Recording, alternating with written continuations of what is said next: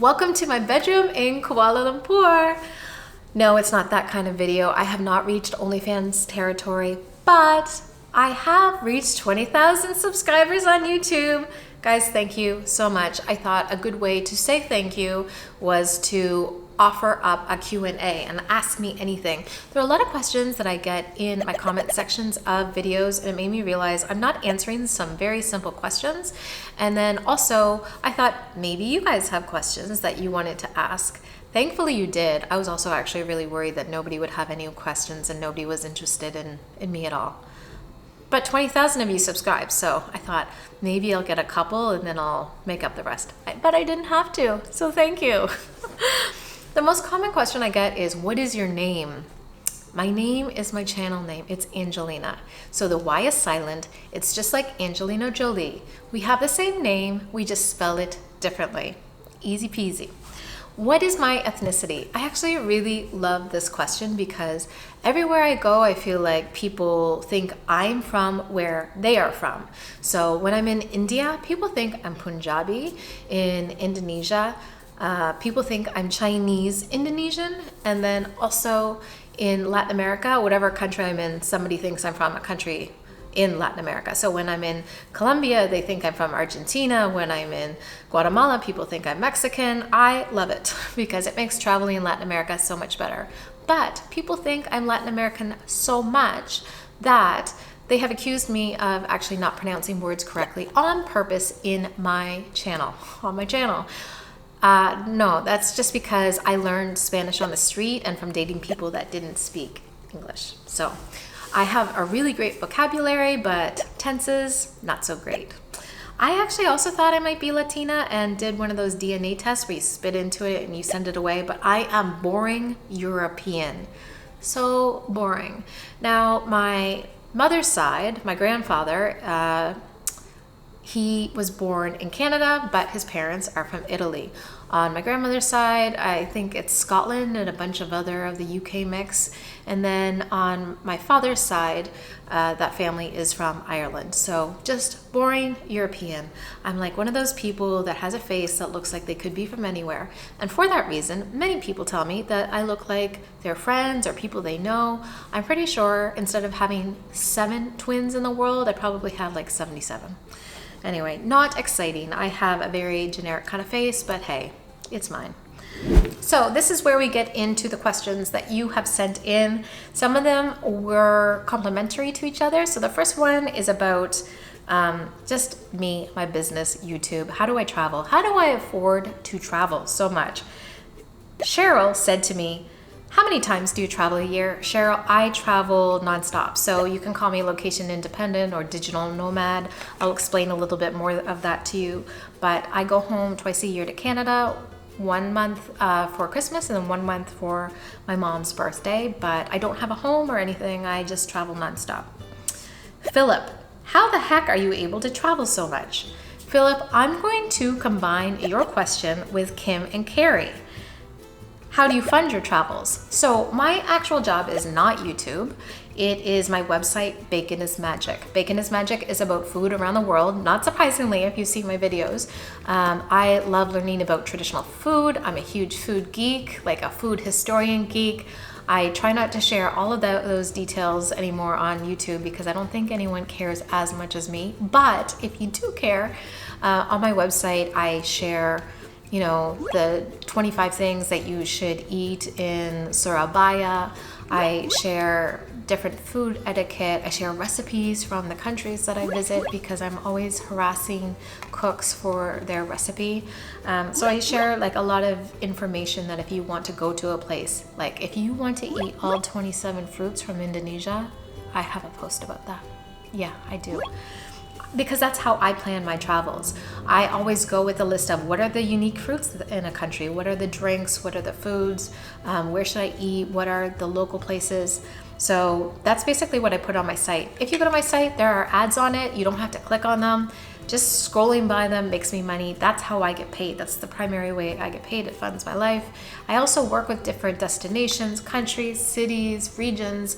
I feature them on my website and on this channel. So that's my job. Joanne says, is YouTube videos your only job or do you do other online work as well? Well, Joanne, that is the question right there. YouTube does not actually, it pays me money, but it's an expensive hobby because I don't make a profit from it. So I taught myself how to shoot video and I edited for a year. After a year, because I was so busy with my website, I realized I don't want to be, or I don't think I ever will be, an amazing editor. So I hired an editor in Indonesia. It's actually how I ended up in Indonesia. But I found someone, we just clicked, and we've been working together for almost 4 years now, 3 years. It just seems like it's been forever. He's not only my editor, I just feel like he's a partner in the channel because he has helped me so much. He came from a TV production background and he does really incredible work outside of working with me, but he's just really helped me grow as a creator. So thank you, Witty. I think he might also be editing this video. Adria wants to know, how many hits on a video does one need to actually experience revenue generation? That is a good and complicated answer, Adria. So basically, it depends. It depends on how long someone watches a video, how many of the ads do they watch, but most importantly, where are they from? So most of the ads that are on YouTube are actually directed toward Americans. And so if an American watches your ad, you make much more money than, say, someone from Sri Lanka. And so it's interesting to see some creators will go to countries specifically to make videos where they know Americans are going to visit. And they do that because they can make the most money there. Other creators can go to, say, India, and maybe they'll get 1 million views on one video. But the actual revenue for it might be $20 because it's like 2 cents a view, because those ads are not directed towards people in India. So it's very heavily dependent on where you're from. So generally in advertising, it's like Americans, and then the second tier is like Canada, Australia, New Zealand, the United Kingdom, that kind of thing, and then Germany and some other places, and then Asia, you don't really make a lot of money. So for me, I don't make enough money to cover paying my editor. And so it's like an expensive hobby, but I love YouTube. I love sharing where I go. I love telling stories of where I go. And I am very lucky that I don't have to make my living from YouTube. So I can make the decision on what I want to share based on what I would normally do in my life, instead of chasing a YouTube algorithm to only share and create videos of things that I know everybody else has shared before, and so everyone will like. I think that's why a lot of YouTubers burn out, because the algorithm can really push you to just kind of do what everybody else does. But I'm just lucky, I guess, that I have my website, so I can do what I want. I can do what I want. Suzanne, do you ever get homesick? Yeah, I used to, but I'm from a small town in Nova Scotia, and I'm very close to my family. So when I grew up after university, I went to Toronto and I worked at an ad agency for 10 years. And I would see my family like a couple weeks of the year. So now I'm farther away, but I see my family at least 2 months of the year, 1 month at Christmas, 1 month for my mom's birthday. And actually this year I'm going to add another month to that. So I don't get homesick. Also, I don't have kids and I'm not married, so I don't have a lifestyle for a small town. I love being there. I'm so proud to be a Maritimer, a Blue Noser, a Nova Scotian, but it's good for me to visit. And I would actually have to say, having traveled so much, it really makes me see home in a much different way, and it's beautiful, and the people are amazing, and we are the friendliest people in Canada. I'm just gonna say it. Tech Compare just asked, where is Alan? Is he your boyfriend in Indonesia? Oh, getting into the good stuff. Well, Tech Compare, if you watch my videos, Alan is always with me. Well, he has been with me for the last year. So yes, he is my boyfriend. He is from the island of Sumatra. So my guide, or my editor Witty, said to me, you should come to Sumatra, to Indonesia. My mom's from Sumatra. I think you'd really like it. It's home of the best food in Indonesia. So I went. I hired a guide, not Alan, but my guide, I met him for breakfast one day, and he had ulterior motives because he knew that I would be interested in Alan. And so we met. I was not looking for a relationship, but also when I met him, he was just such an awesome person.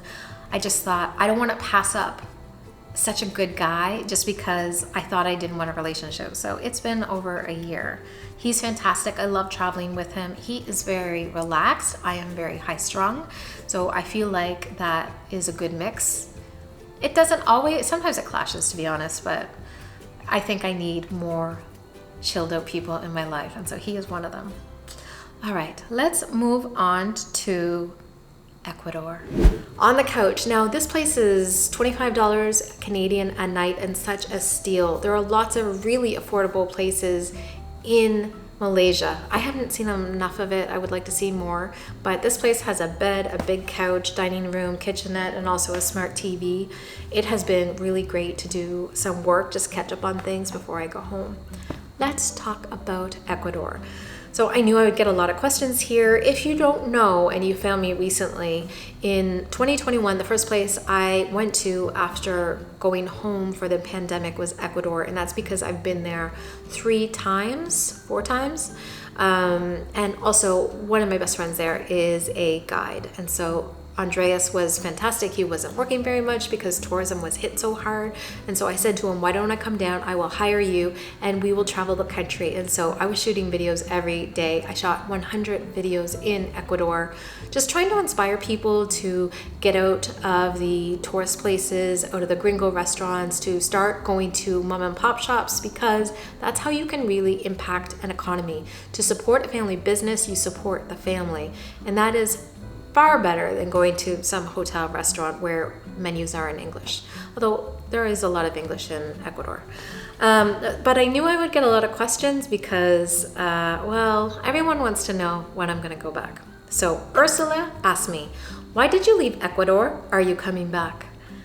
Viviana said, when are you coming back to the coast of Ecuador? And Ami asked me, do you plan to keep your digital nomad visa and return to Ecuador? I'll answer this all together. Why did I leave Ecuador? So I left because I had shot 100 videos. I kind of felt like my goal was to inspire people to go to smaller towns, to get out beyond, the 3 or 4 places that are on the top list for visiting Ecuador.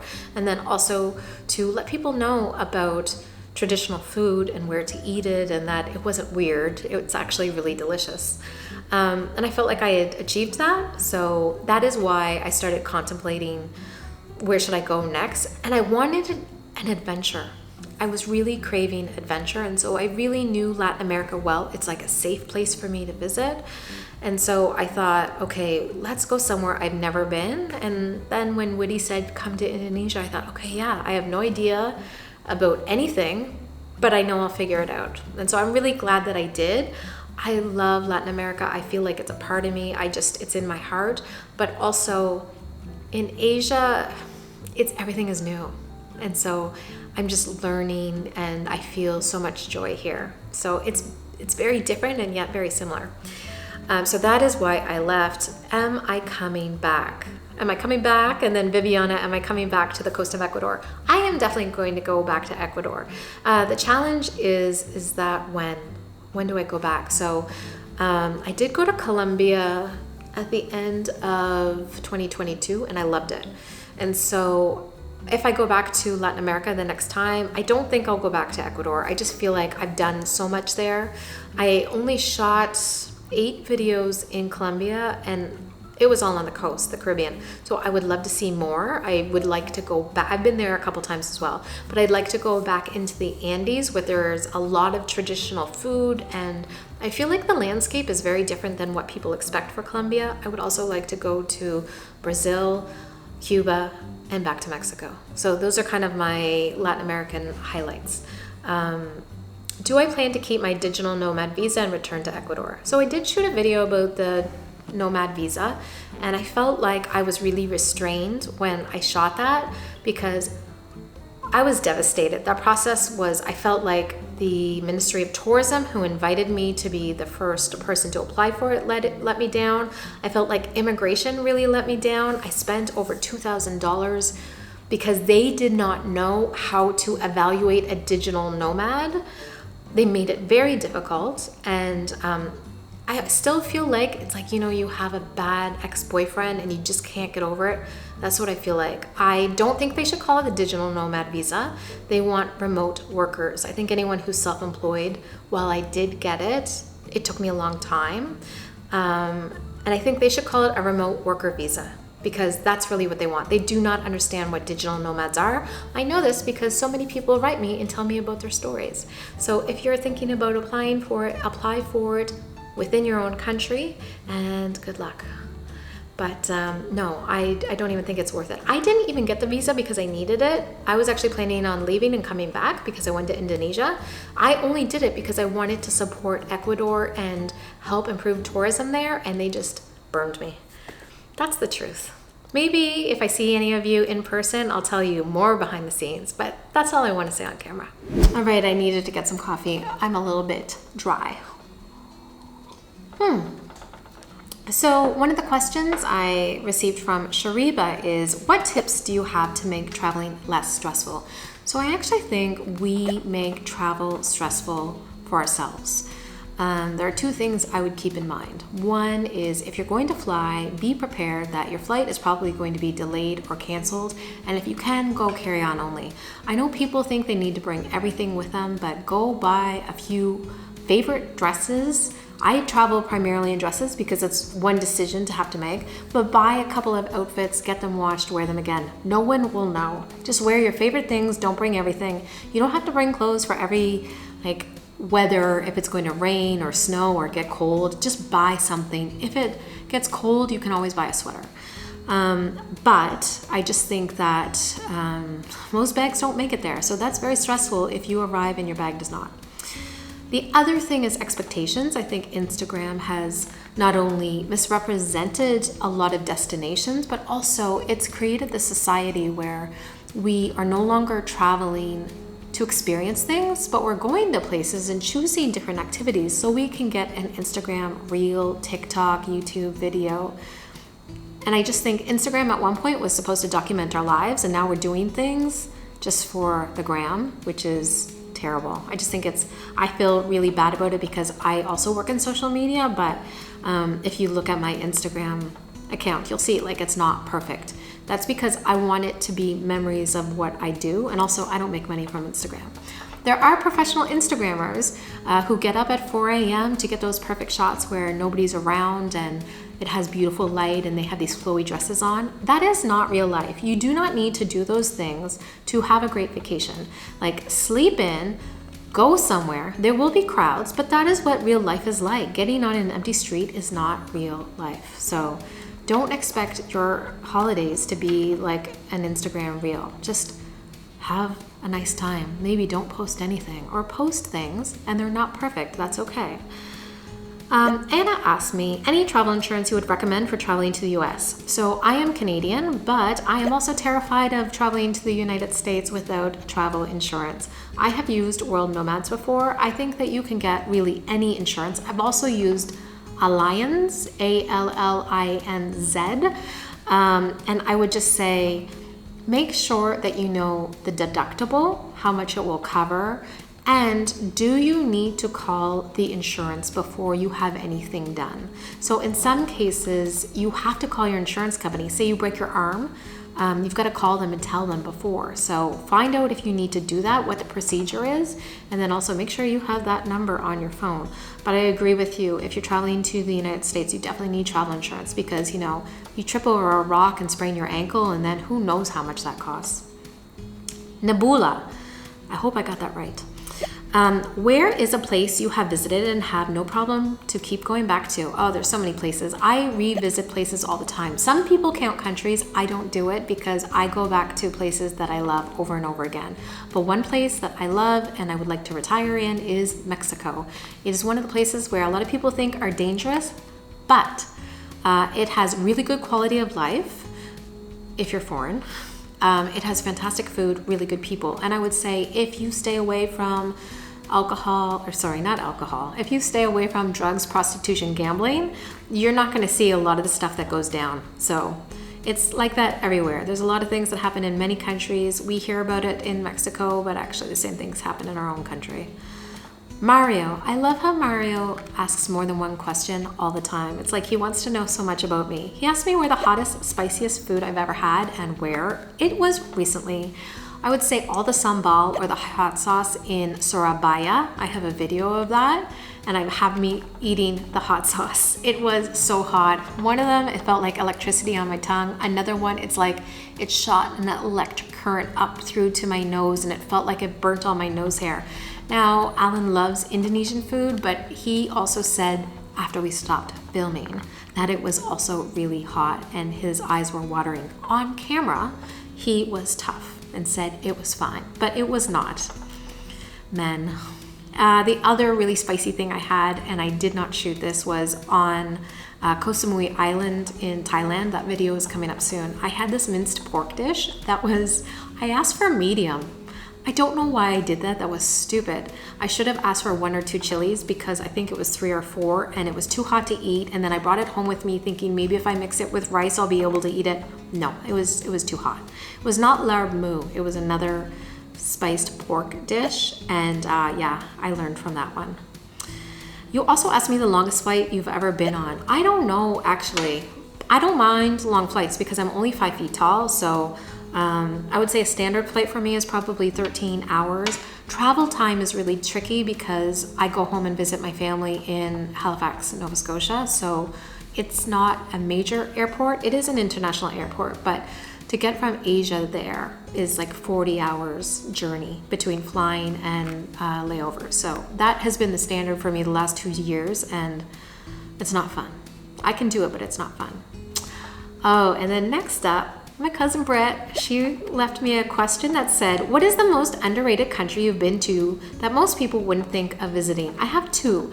These 2 countries are popular for one thing, but I actually think people should see other aspects of it. So number 1, Ecuador. A lot of people just fly into Quito, go to the Galapagos Islands, and you're like, that's it. They've done Ecuador. I hate it when people say they've done a country.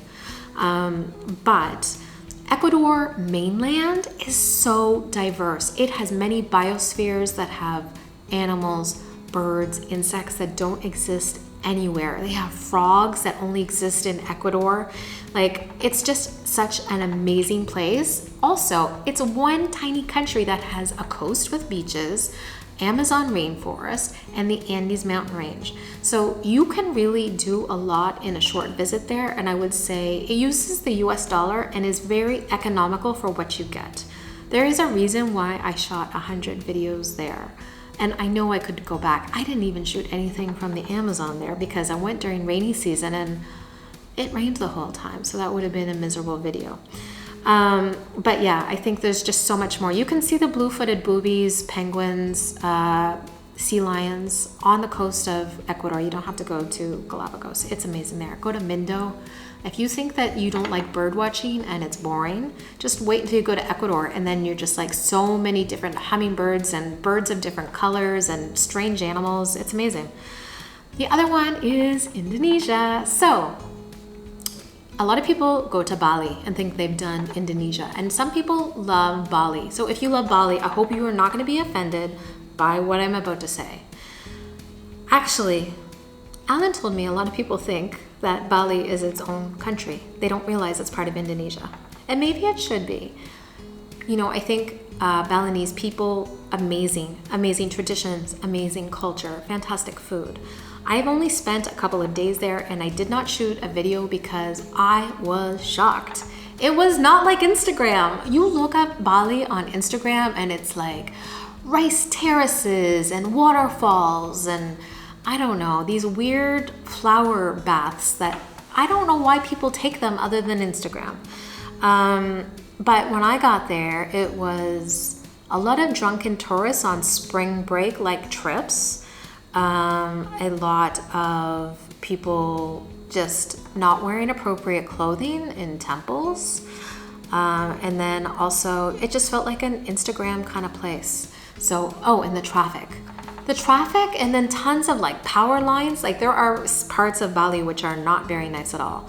I've heard that you can see like the untouched Bali, but I don't know. I just feel like I don't need to go there just yet. There are 17,000 islands in Indonesia, and I think I've only seen, I don't know, 10 to 15 of them.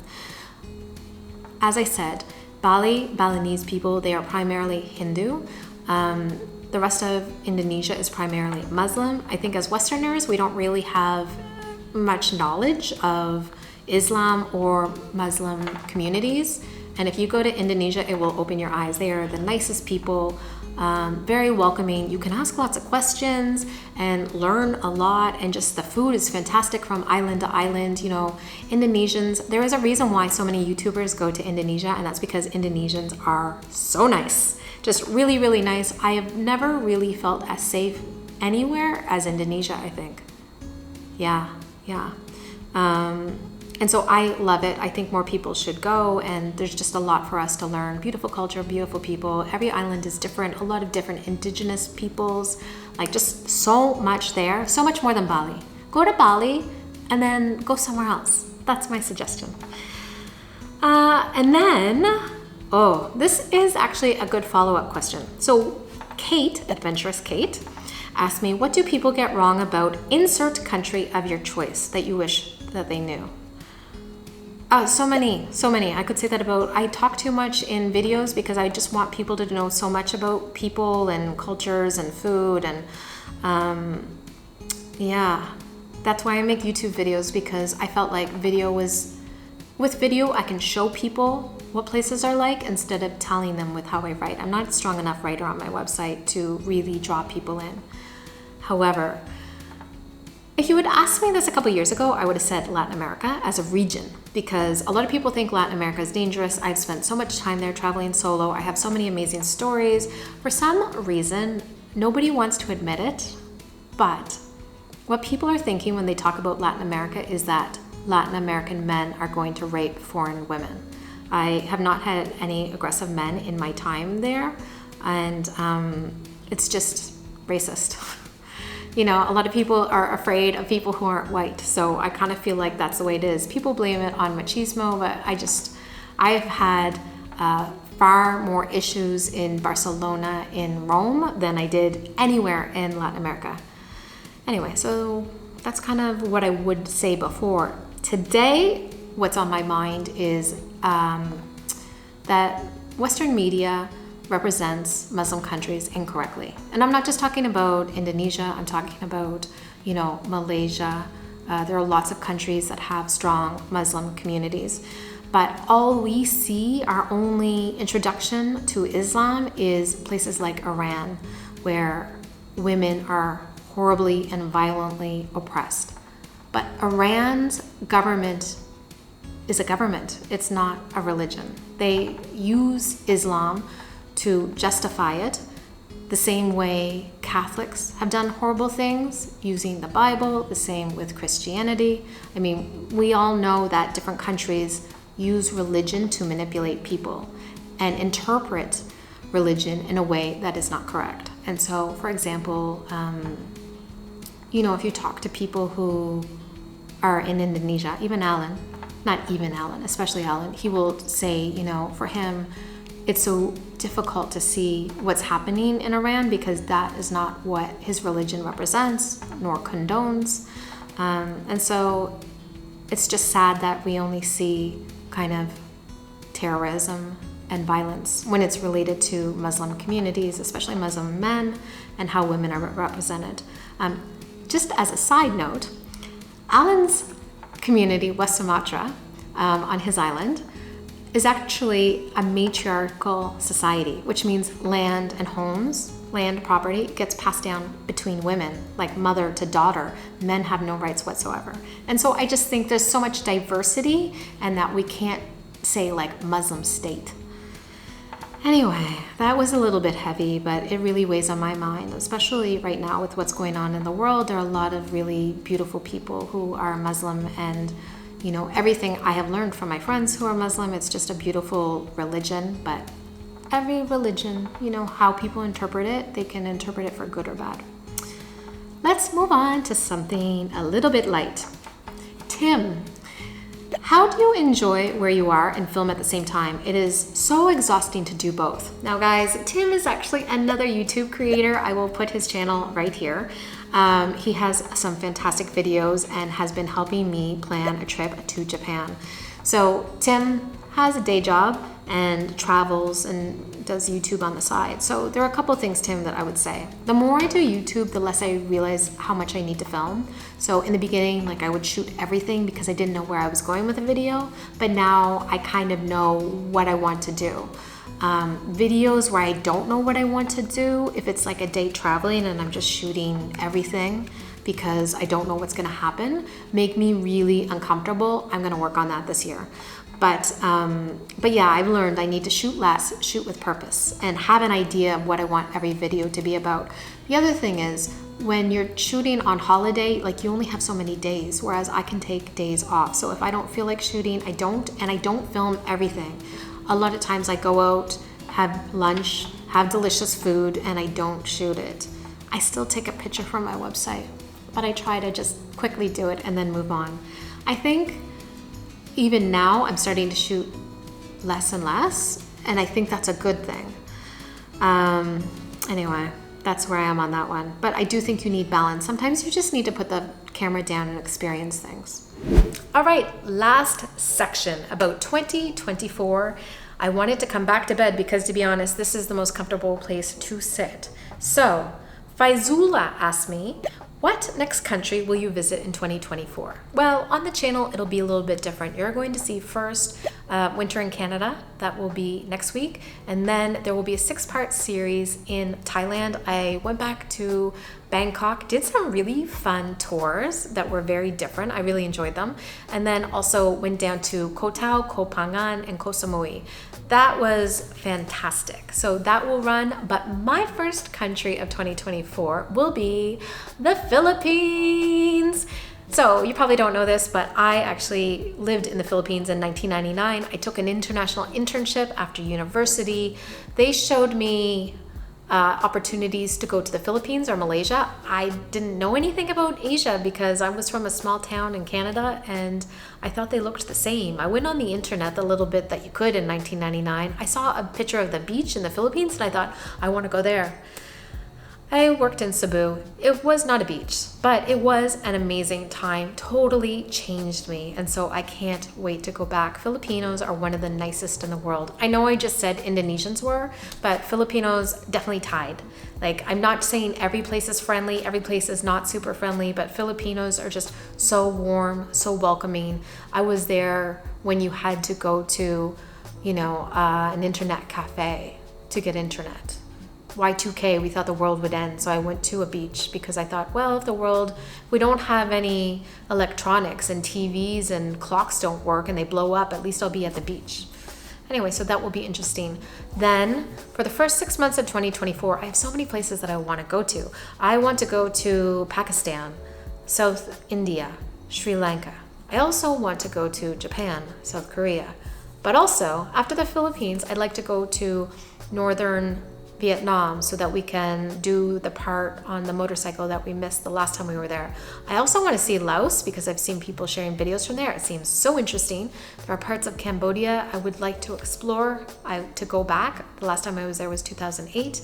And then also, just Malaysia and more of Thailand. It's not enough time. That's 6 months. Because in the summer, I want to go back to Canada for 2 months. And then I want to spend fall in Latin America. So I would like to see Mexico, Cuba, Colombia, Brazil. I don't know if you know this, but I just named so many countries and 12 months is not enough. So those are all the things that I would love to do, but I'm not going to be able to do all of them. So we'll see. We'll see how it goes. But Philippines is definitely happening. Now for 2024, I wanted to ask you all if you've made it to the end of this video. If you followed me during Ecuador, I had monthly and sometimes bi-monthly lives, YouTube lives, where you could ask questions about anything. It doesn't have to be about Ecuador or Indonesia. It can be about anything at all. If you would like to see them in the future, I'm happy to bring them back. I didn't do any lives in 2023 because, to be honest, I was scared nobody would join. So if you are interested, let me know. I just need a couple people to join, and then, you know, we could do this get together once a month. Anyway, let me know in the comments below. If I don't see anything, I'm just gonna realize nobody wants one anymore. That's all right.